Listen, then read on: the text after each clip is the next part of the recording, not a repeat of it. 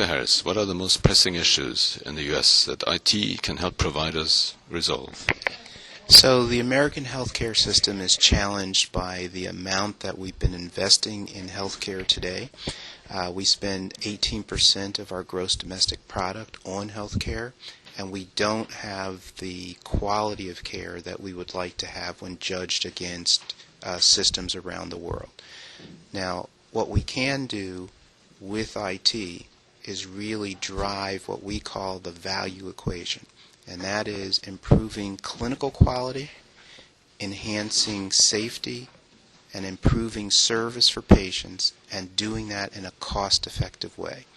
When you look at the challenge with that lens on, information technology and the practice of medicine is the greatest opportunity that we have. How critical is it for heads of IT departments to be involved at a strategic level? Healthcare IT is evolving from a back office operation, what I call administrative integration, where predominantly IT was used to register patients and generate bills and manage the general financial cycle. We're in a phase right now that's called clinical integration, where we're putting out clinical tools where doctors and nurses document the care that they're doing. But the next phase, and the most challenging, is the one that is focused on demonstrating improvements in care for the patients that we serve, and using the technology to position the organization to be able to deliver care either directly or virtually with other partners.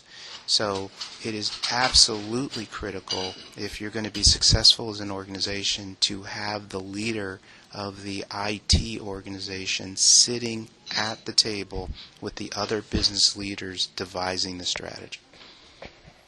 What effects does meaningful use have as a concept on U.S. hospitals?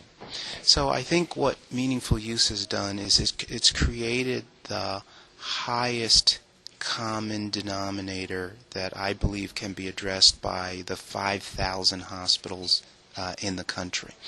And what it's done is to say that there is a threshold that must be met by any facility, whether it's a 25-bed hospital, 150-bed, 300-bed, or 1,200-bed hospital like the Cleveland Clinic.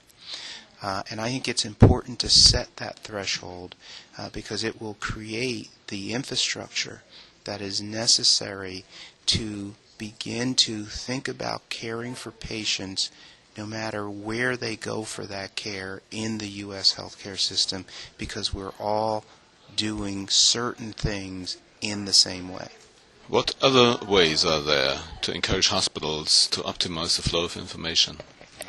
So I think the other one is institutions that are thinking ahead are thinking about what the care model will look like 5 to 10 years from now.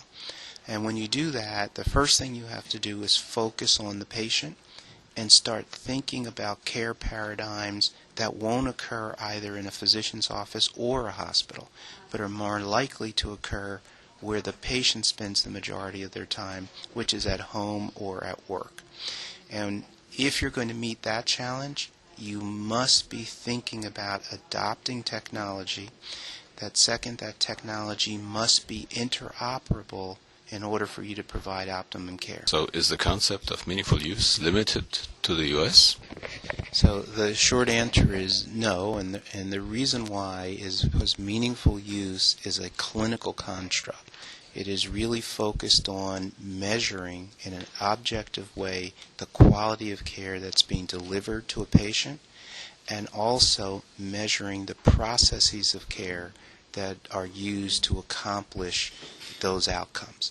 So you can really see in meaningful use how the care is delivered, how the technology is used, and the results of using the technology in that way on the clinical outcomes for a patient.